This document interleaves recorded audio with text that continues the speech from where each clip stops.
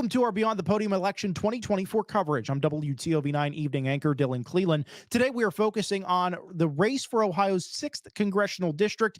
Democrat Michael Kripchak is facing Republican incumbent Michael Rulli, who took the seat after winning a special election on June 11th.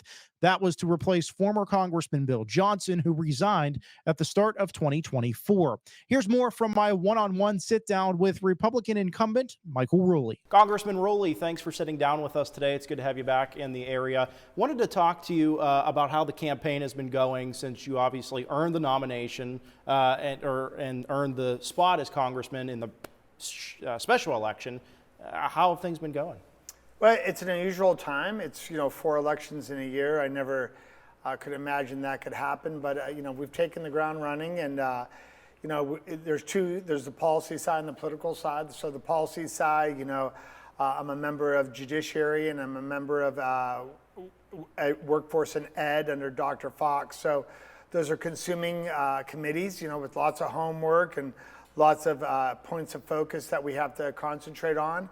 October is going to be about the election, so we're hitting the circuit. We're down in St. Clairsville today and all over Belmont and Jefferson County for the afternoon, and we stopped in here to see how you guys are doing. And we appreciate that. And we were with you on election night up in the Youngstown area. And one of the things you said that night was that immediately you wanted to get to work with flood relief. We saw some bad floods back in April. How has that kind of been, has it remained a priority? Has it been something you've been working towards here early on? Well, we got really excited at first because we were told that there were some earmarks as far as the water goes in the federal government. That was done about 7 months before we got sworn in. So we actually did a petition to see if we could get an emergency funding that was going to deal with the flooding in Belmont and Jefferson going all the way down into Washington County. And we found a couple weeks ago we're just a little too late. So we're going to refocus that if everything goes well in November with the new Congress. That's going to be top of priority.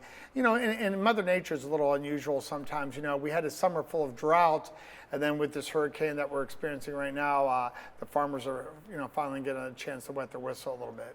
Well, let's talk about the farmers. They had a rough summer, and I know that's a priority target group maybe for many people who are running this time around. What are you working to do for the farmer?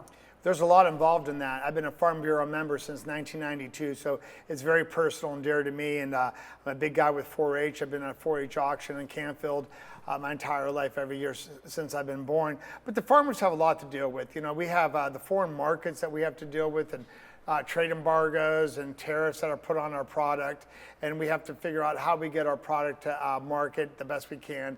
A lot of the farmers out there, you realize that in a good year you get 4 or 5 clippings. This year you're lucky if you get 2 or 3 because of how the drought was. So some of the state legislators and myself in the federal government, we've been trying to get funds to the right people that took a big hit this summer because of the drought. There's a lot of exciting things going on with farming too. When you look at the Ohio State University and their ag program, how exciting that is. There's new technology as far as like dairy farming, where they have automatic, feeders that you take the human element. And if you're a dairy farmer, you're sort of a slave to milking because it's twice a day and you can't miss one milk ever. So, there's lots of focus on that. I think another thing we have to worry about with the farmers is what do you do when you want to will your farm to your kids? Because, a lot of these farms, if you have a big, if you have 500 tillable, and you're looking at 8,000 to 10,000 an acre, the amount of inheritance tax that's going to be placed on you is going to be brutal. Some of the other things that are farmers are having difficulty. Our rural has major problems with broadband still to this day in Ohio, so we have to keep working and plugging away at that. Also, we have we have a mental health problem with a lot of our farmers, and we have to deal with that, and that can be addressed a little bit with telemedicine too. Let's take a quick peek back at what maybe you learned from the results of election night. You won, it was tight early on. You came away with the win. You got a lot of support in your areas, your home area, I should say. What did you learn about the rest of the district that night?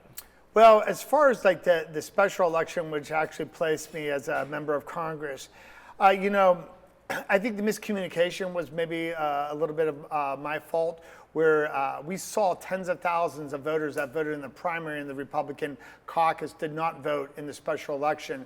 I think a lot of them thought the election that was in March was the election, and then that actually made me a congressman. We did a poll on that, and that seemed to be consensus with the Republicans. With the opposition party, it was the exact opposite. They saw a massive uptick in people that voted for the Democratic ticket versus the Republican. You know, we still pulled off, I think it was close to 10,000 votes above them. So, but it wasn't the levels that we had seen, you know, before in the past with Bill Johnson and Trump. We're expecting hopefully a healthier turnout this time.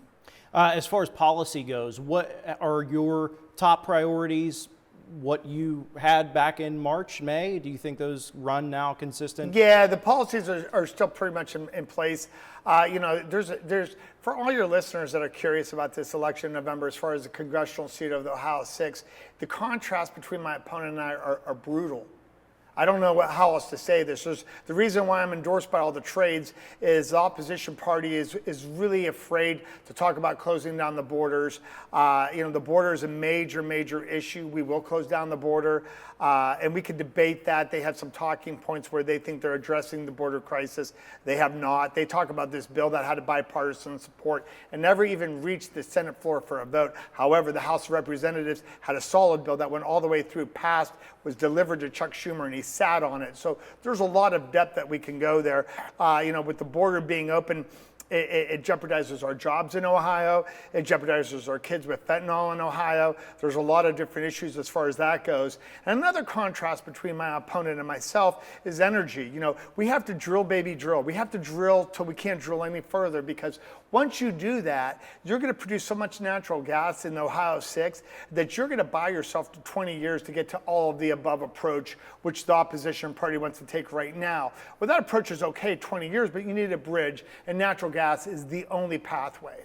And you just took kind of part of my phrasing for my next sentence. If drilling is the way moving forward, how do you make the Ohio Valley marketable and Mahoning Valley marketable for that? Well, I've been doing this for about 6 years now. One of the last things I did in the Ohio Senate is I did a Senate Resolution 98, and that has 12 points of focus that we encourage the investors in natural gas to invest in the Ohio 6. And there's so many different things you can do about that. I got a 32-0 vote out of the Ohio Senate, so I went to a lot of people in the opposition party and said, what do you like about my bill? What do you not like about my bill? And they spoke, and I listened, because I wanted to have a perfect vote on that, which we did, because I want to show all these money guys that are on the East Coast or the West Coast, if you're looking to invest in energy, you got to put the money right here, because we have enough gas in the Utica and Marcellus Shale to supply the earth for 500 years. Could you imagine what a wonderful utopia that would be if we were the grid for the entire country? No more wars in the Middle East, and we could actually export energy out of Ohio into all our wonderful surrounding states. Let's switch gears. You mentioned you're on the Workforce and Education Committee. What's that been like, and what are your initial takeaways from it? Well, that committee is a little different than judiciary. It's not as glamorous. It's a lot more of a workforce committee, no pun intended. You know, we're dealing with all kinds of different issues. We're dealing with everything from like vouchers to homeschool, charter school, public school, how all that fits together. I'm very lucky because myself, I'm a product of public school, and I saved a school system, the Leetonia school system. So I know how public schools work.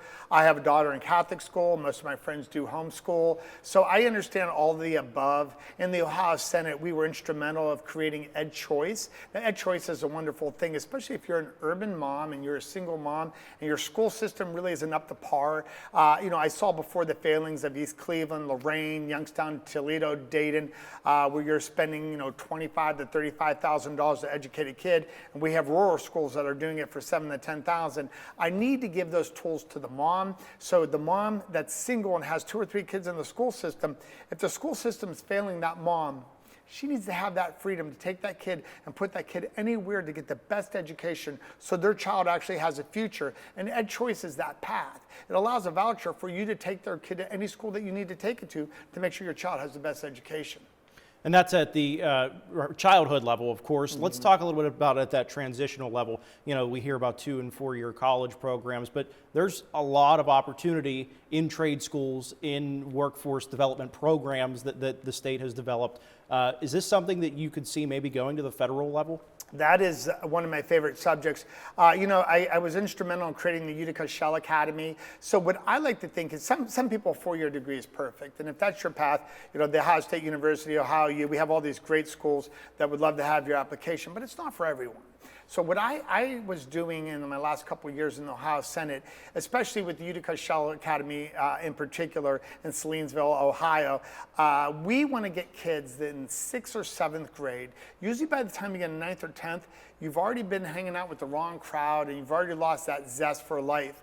We want to plant that seed early that perhaps a 4 or 2-year degree is what is best for you, but maybe it's not. I have one of my son's friends went to welding in the tech school and became a welder and actually kicked it up and certified to all the different levels, making in the healthy 6 digits, has the best truck in town and is like a conquering hero, and he has no student debt. And not only that, but he's going to be helping the progression of the energy sector of the Ohio 6. So I think we need to do better with guidance counselors, and we need to get involved in these kids when they're in 7th grade or 6th grade. We cannot wait anymore for them to be a junior or a senior in high school and then try to bring them back in the fray.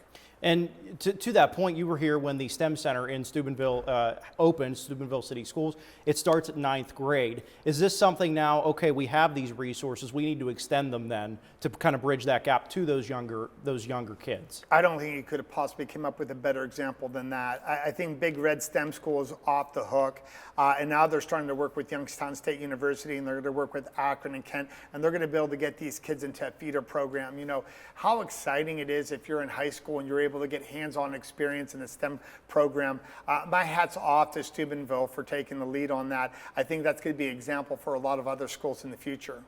Any other topics or ideas that you have that you'd like to bring up today while we're here? Well, the only thing I could really talk about, I know like when I was in New Philadelphia, they have a factory that's coming there that's going to bring 500 jobs, and we're trying to land the Pennex factory, the expansion of that in Latonia. That would bring 600 jobs. One of the problems that we have right now, I was educated in the 90s, in the early 90s. So in the 90s, when you go down the east coast of Ohio, you needed jobs, okay? That's all. How do we get jobs here? How do we get jobs here? Well, the unspoken truth to this area that more people need to talk about, we have plenty of jobs. If I had the director of the Akron the Akron Chamber of Commerce or the Youngstown Chamber of Commerce or the Cleveland Chamber of Commerce, and you put those jobs together, you're looking at about 60 to 75,000 jobs that are available in the price range of $12 an hour to $200,000 a year. So we need people here to take those jobs, and we need to have housing so they can move here. The housing crisis on the east coast of Ohio is incredible, and we need to do better. Okay.